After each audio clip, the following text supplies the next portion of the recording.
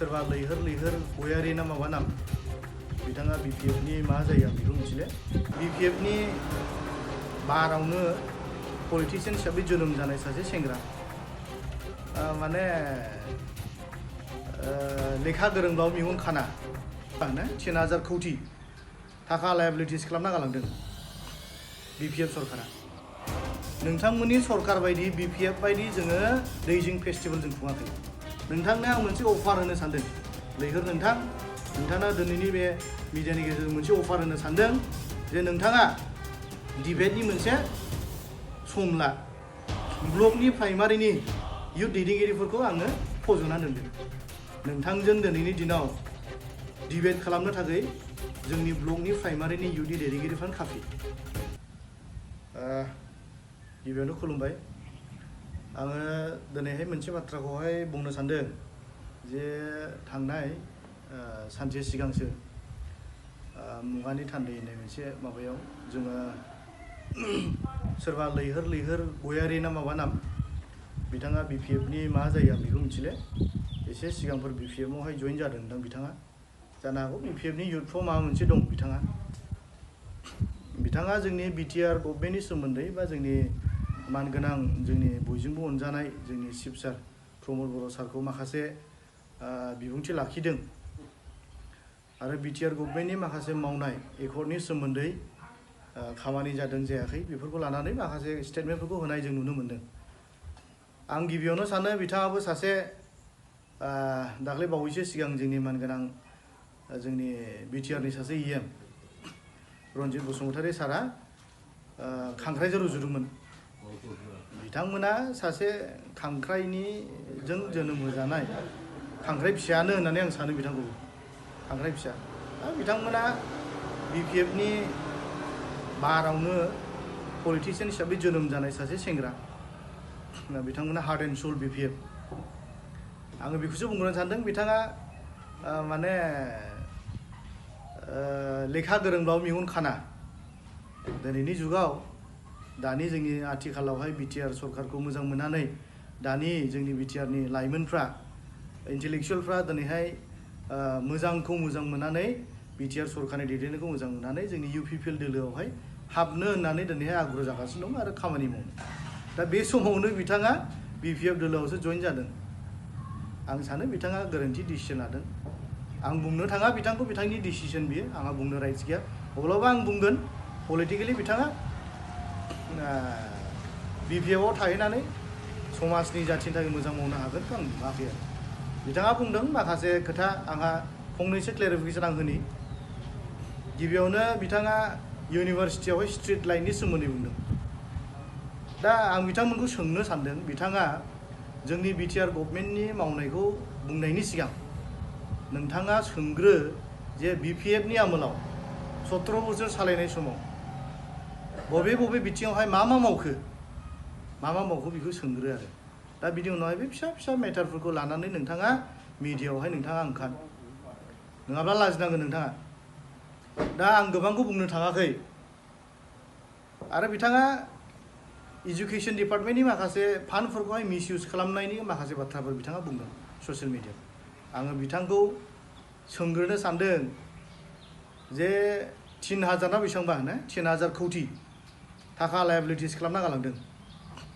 BPF सरकारा दा बेखौ महाय बाहायदों महाय बाहायखो मायाव मिसइउज खालामखो ना मा खालामखो बेखौ बिथाङा लैहोर ना मा बिथाङा बेखौ सोंग्रोलाय बिनि स्टेटमेन्टखौ जोंनो होग्रोलाय क्लियार बिनि उनाव बुंबानो जाबाय बहाबा 50 लाख मिसइउज खालामदों बहाबा 1 लाख नलेज फेस्टिवल खुंदोंनो बाहाय मिसइउज खालामदों होनना बुंदों ISPL खुंदों बाहाय मिसइउज खालामदों होननानै बुंदों दा माबा माबि खामानि मावदों एजुकेशन डिपार्टमेन्टआव खामानि मिसइउज खालामदों होननानै बिथाङा बुंदों जोंनि BTR सरकारा नोंथाङा जुदि गावखौ सासे मोजां लाइमोन होननानै सानोब्ला भबिष्यत गोनां लाइमोन होननानै सानोब्ला मोजांखौथ' नोंथाङा नुनांगौमोन नोंथांमोननि सरकार बायदि BPF बायदि जोङो दैजिं फेस्टिवल जों खुङाखै मेला खुंनानै जों फैसा गारग्लुङाखै बथल जौ बथल बायनानै जुवा आड्डा खालामनानै फाल्तु खामानि मावनानै इमराल खामानि मावनानै सिंग्रिफोरनि दाहान्दा खालामनानै जौ जुवाजों आड्डा खालामनायावहाय जोंनि बिटिआर सरकारा फैसा गाराखै, मेला खालामनानै फैसा गाराखै, नलेजनिसो मेला खालामदों, एजुकेशन डिपार्टमेन्टखौहाय दिनै ग्र' खालामदों। नोंथाङा मोनसे खोथाखौ थाल ला, मोनसे खोथाखौ नोंथाङा थाल ला, सुपार 50नि सोमोन्दै बुंदों, सुपार 50ल' नङा, आङो नोंथांखौ मोनसे खोथा बुंनो सानगोन दिनैनि बे मिडियानि गेजेरजों। नोंथाङा जोंनि बिटिआरनि CM प्रमद बर' सार बायदि सासे दैदेनगिरि आरो जोंनि बिटिआरनि हाग्रा बिफाननि जोंनि EM रन्जित बसुमतारी सार आरो जोंनि UG सारमोन बायदि आरो गोख्रों गोख्रों लिडार बिथांमोनखौ गोजानाव थानानै नोंथाङा जेबो बुजिया, खाथियाव फै। बियो मोनसे गोथौ सागर बायदिसो बिथांमोना। नों खाथियाव थांब्लासो बे सिङाव मा दं मा गैया अब्लासो नोंथाङा बुजिगोन, गोजाननिफ्राय नोंथाङा बुजिनाय नङा। बिथांमोनहा मोनसे थांखि थानाय, आइडिय'लजि थानाय, पलिसि थानाय, प्लान थानाय, गोथौ सिमांफोर थानाय दैदेनगिरिफोर, जाय सिमांफोरखौ बिथांमोना बिटिआरनि हारि माहारि बिटिआर हालामखौ जौगाहोनो थाखाय दिनैहाय गोथौथार थांखिफोरजों आवगायदों। दा नोंथाङा बेखौ गोजानाव थाब्ला नुनाय नङा। गोथौ सागरखौ गोजाननिफ्राय नायब्ला नों गोथांल' नुगोन, बाहाय नों जेबो बुजिनाय नङा। आं सानो लैहोर नोंथाङाबो जेबो बुजियाखै, फैनानै रायलायफै, मावफाफै, खाथियाव फैनानै होमब्ला एक्सपिरियेन्स मोनगोन, बुजिगोन नोंथाङा।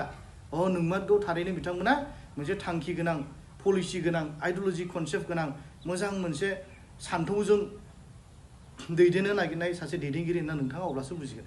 गोजानै थानानै नोंथाङा बुजिनाय नङा। गोथौ सागर बायदि बिथांमोना। बेनिखायनो नोंथाङा बाथ्राफोर बुंनायनि सिगां नोंथाङा सिन्था खालामग्रो, मा बुंब्ला मा जागोन बेखौ नोंथाङा सिन्था खालामनानै बुं। आरो नोंथाङा BPFनि बेनारावनो जोनोम जाखानाय सासे लाइमोनखाय BPFनि खोथा बुंखागोन। जों गोबां खोथा जों बुंनो हायो। आं गोबां खोथा दिनै बुंनो सानाखै। आं जोबथानायाव आं बेखौनो बुंनो सानदों, नोंथांनो आं मोनसे अफार होनो सानदों।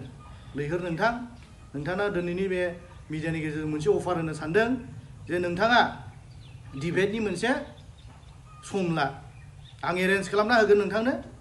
डिबेटनि अपेन मोनसे चेलेन्ज, अपेन मोनसे डिबेट जों खालामगोन। नोंथांनि सेन्ट्रेल लेभेलनि बेसेबां इयुथ BPFफोर दङ नोंथाङा लानानै फै।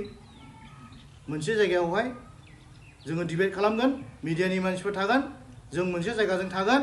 बाहाय आङो जोंनि ब्लकनि प्राइमारिनि इयुथ दैदेनगिरिफोरखौ आङो फज'ना दोनगोन। नोंथांजों दिनैनि दिनाव डिबेट खालामनो थाखाय जोंनि ब्लकनि प्राइमारिनि इयुथनि दैदेनगिरिफ्रानो काफि। बाहाय जों नोंथांखौ नुगोन, नोंथांनि जेसेबांनाखि एलिगेसन होदों, बाथ्रा बुंदों, बिनि फिनायखौ नोंथाङा बाहायनो मोनगोन।